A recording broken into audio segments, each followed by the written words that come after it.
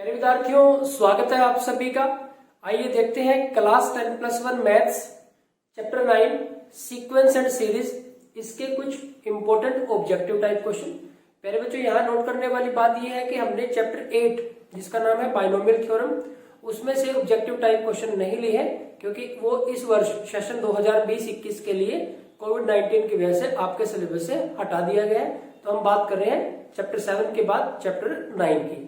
तो प्यारे बच्चों, देखते हैं क्वेश्चन नंबर 1। यहाँ पे 9 क्वेश्चन लिखे हैं, आप चाहे तो वीडियो को पॉज करके इन क्वेश्चंस को ट्राई कर सकते हैं। तो क्वेश्चन नंबर फर्स्ट है हमारे पास, the sum of the first n natural number के sum of first n natural number, पहले n नेचुरल नंबर का जो सम है वो क्या होता है। तो यहाँ पे एक ब्लैंक की फॉर्म में दे दिया है। तो प्यारे बच्चों, ये जो आपको फॉर्मूला है याद होना चाहिए। तो यहाँ पे आ जाएगा n into n+1 divide by 2। तो ये इसका आंसर हो जाएगा। तो ये हो गया प्यारे बच्चों हमारे पास question number 1। Question number second है, the difference between the 10th term of 2 AP। तो प्यारे बच्चों, हमारे पास 2 AP है, एक तो ये और एक ये है। तो इसकी 10th टर्म का डिफरेंस निकालना है। अब आप देखिए, जो फर्स्ट AP है उसमें हमारे पास A की वैल्यू 12 है, D की वैल्यू इसमें 15 - 12 3 है। 10th टर्म A10 क्या होगा, A + 9D। A की वैल्यू हमारे पास 12 है प्लस 9 इंटू D की वैल्यू 3 है, तो 12 + 27, तो ये हो गया हमारे पास 39। प्यारे बच्चों, यहाँ पे हमारे पास 39 आ गया। दूसरी AP के लिए A की वैल्यू 10 है और D की वैल्यू 17 - 10 यानी कि 7 है। तो 10th टर्म हो जाएगा A + 9D, ये हो जाएगा हमारे पास 10 + 9 इंटू 7, D की वैल्यू 7 है। 10 + 63 यानी कि 73 आ जाएगा हमारे पास। अब इनका डिफरेंस पूछा गया। अब इसमें से ये माइनस है, इसमें से ये माइनस, आपको जो ठीक लगे दोनों में से कर सकते हैं क्योंकि वो ऑप्शन पे डिपेंड करता है कि यहाँ पे जो ऑप्शन है तीनों ही पॉजिटिव है, यानी कि आप बड़े में से छोटा माइनस कर सकते हैं। तो 73 में से अगर हम 39 माइनस करते हैं तो यहाँ पे आ जाएगा हमारे पास 4 और ये 34। तो 34 इनका डिफरेंस है। अब 34 ना तो फर्स्ट ऑप्शन में है, ना सेकंड में, ना थर्ड में, तो 4 डी हमारे पास इसका राइट ऑप्शन हो जाएगा। प्यारे बच्चों, यहाँ पे एक बात नोट करने वाली है कि अगर सपोज करो मैं दूसरी AP ये ले लूं 13, 16, 19, 22 एंड सो ऑन, या इसको और ज्यादा एलोबरेट करें कि मैंने ले लिया यहां पे 7 ले लिया, 7, 10, 13, 16 एंड सो ऑन। अब इसकी फर्स्ट टर्म कितनी है, 7, और कॉमन डिफरेंस कितना है, 10 - 7 3, और इसका भी डिफरेंस 3 है।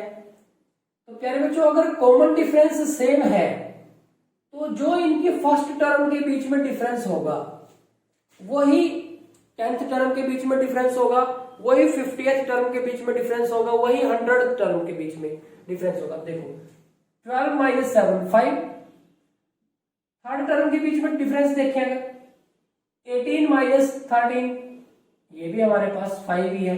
तो आप किन्हीं भी टर्म के बीच में डिफरेंस देख लो, अगर दो AP का कॉमन डिफरेंस सेम है, ध्यान रखना है कि अगर दो AP का कॉमन डिफरेंस सेम है तो जो उनकी फर्स्ट टर्म के बीच में डिफरेंस होगा वही बाकी की टर्म्स के बीच में भी डिफरेंस होगा, वही उनकी 50th टर्म के बीच में डिफरेंस होगा, वही उनकी 100th टर्म के बीच में डिफरेंस होगा, वही उनकी 1000 टर्म के बीच में टर्म्स के बीच में डिफरेंस होगा। अब आपके पास क्वेश्चन ऐसे बन जाता है कि if the 2 AP has same common difference, दो AP है जिनका कॉमन डिफरेंस सेम है, फर्स्ट का जो एक AP है उसकी फर्स्ट टर्म 7 है और दूसरी AP की फर्स्ट टर्म 13 है। ये पहले वाली AP की फर्स्ट टर्म है, ये दूसरे वाली AP की फर्स्ट टर्म है। What is the difference of their 100th term, क्योंकि कॉमन डिफरेंस सेम है तो जो उनकी फर्स्ट टर्म के बीच में डिफरेंस होगा वही उनकी 100th टर्म के बीच में डिफरेंस होगा। तो ये आपको ध्यान रखना है। तो प्यारे बच्चों, ये हो जाता है हमारे पास क्वेश्चन नंबर 2। आगे बढ़ते हैं क्वेश्चन नंबर 3 की तरफ।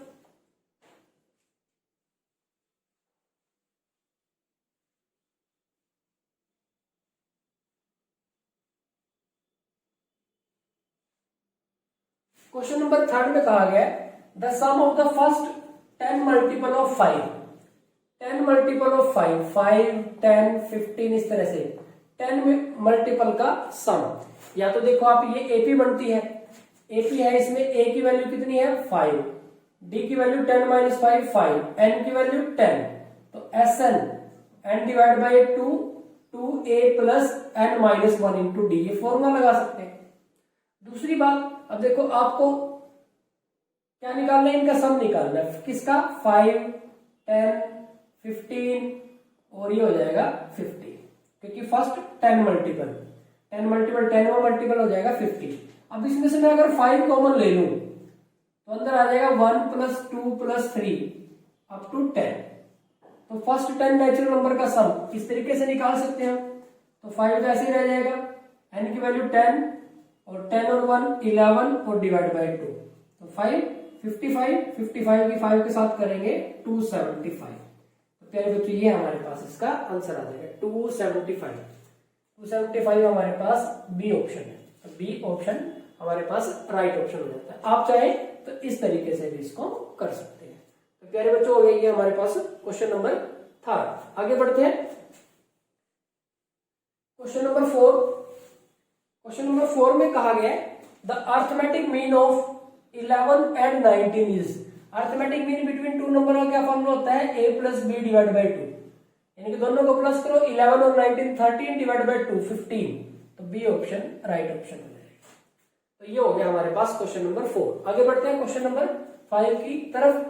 The geometric mean of 2 and 8। Geometric mean a और b का क्या होता है, रूट ए बी, तो इसका 2 और 8 का क्या हो जाएगा, रूट 2 इंटू 8, यानी कि रूट 16, तो इससे आ जाएगा हमारे पास 4। तो geometric mean of 2 and 8 is 4, तो ये हमारे पास इसका आंसर है। नेक्स्ट है प्यारे बच्चों question number 6। The sum of the squares of the first n natural number is. क्या है, n into n plus 1 divide by 2 नहीं, ये तो sum of the first n natural number है। फिर इसके बाद है n into n plus 1 divide by 2 it's whole square, यहाँ पे ये sum of cubes of n natural number है। और तीसरा है n into n plus 1 2n plus 2 divide by 6, ये लग रहा है, लेकिन एक समस्या है, यहाँ पे समस्या है। क्या होता है sum of squares of n natural number, n into n plus 1 2n plus 1 divide by 6, यहाँ 1 होता है, यहाँ तक 2 लिखा हुआ है, इस 2 ने प्रॉब्लम कर दी। तो ध्यान से प्यारे बच्चों इस तरह से आपको पूरा चेक करना है, तो ये नहीं हो सकता, इसका मतलब डी इसका राइट ऑप्शन है। और आंसर है इसका n into n plus 1 2n plus 1 divide by 6, ये आपको ध्यान रखना है। नेक्स्ट है प्यारे बच्चों question number 7। The sum of cubes of the first n natural number, ये लिखा हुआ है, या तो आप ये लिख दे या इसका स्क्वायर कर दे। कितना हो जाएगा स्क्वायर करेंगे तो n स्क्वायर हो जाएगा, ये n प्लस 1 का स्क्वायर हो जाएगा और डिवाइड बाई 4 हो जाएगा।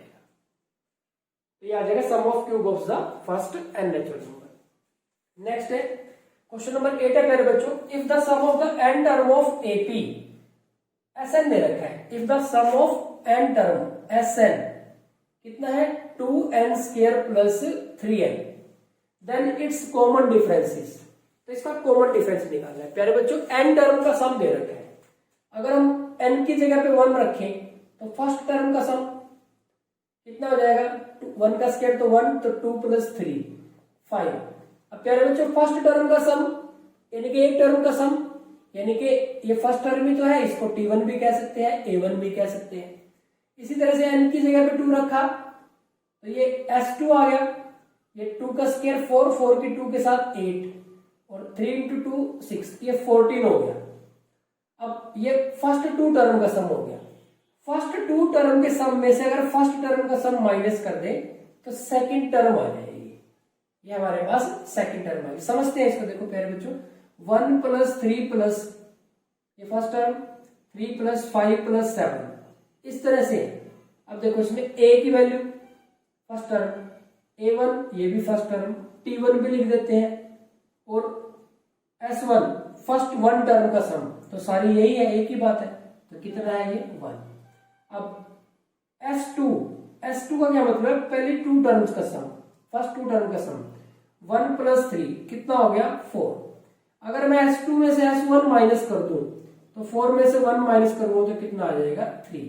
अब देखो फर्स्ट 2 टर्म में से फर्स्ट टर्म का सम को माइनस कर दूं तो सेकंड टर्म आ जाएगी, यानी कि मैं कह सकता हूं कि ये हमारे पास T2 या A2 आ गई।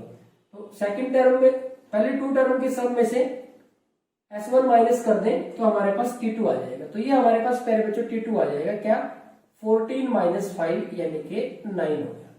सेकंड टर्म 9 है और फर्स्ट टर्म 5 है, तो D कितना आ जाएगा 9 माइनस 5 यानी कि कितना हो जाएगा 4। तो प्यारे बच्चों एक बेहद इंपॉर्टेंट क्वेश्चन है। अगर SN दे रखा है तो N की जगह पे 1 रखने से जो हमें टर्म मिलेगी फर्स्ट वन टर्म का सम, यानी कि फर्स्ट टर्म ही है, और n की जगह पे 2 रखा तो फर्स्ट टू टर्म का सम। तो S2 में से S1 माइनस करेंगे तो हमारे पास सेकंड टर्म आ जाएगी। अब फर्स्ट टर्म आ गई, सेकंड टर्म आ गई, तो सेकंड टर्म में से फर्स्ट टर्म माइनस करेंगे तो कॉमन डिफरेंस आ जाएगा। तो ये आया हमारे पास 4। अब आप देख लें 3, 2, 6 और 4, तो D is the right option. Next है प्यारे बच्चों क्वेश्चन नंबर 9। क्वेश्चन नंबर 9 में है हमारे पास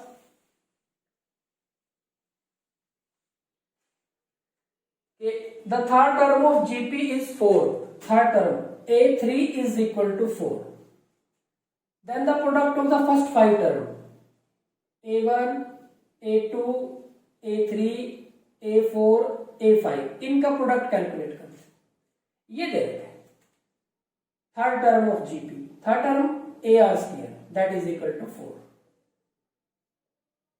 अब A1 तो हमारी A ही होती है, AR, A2 हमारे पास AR इट्स पावर 1 होगी, A3 हमारे पास AR स्क्वायर होगी, A4 AR क्यूब होगी और A5 AR raise to power 4 होगी। तो ये किसके इक्वल है, इसकी वैल्यू हमें निकालनी है। अब देखो 1 A1 तो यहां से बेस से में तो पावर ऐड हो जाएगी तो A रेज़ टू पावर 5 हो जाएगा, और R रेज़ टू पावर 1 + 2 + 3 + 4 तो ये 10 हो जाएंगे।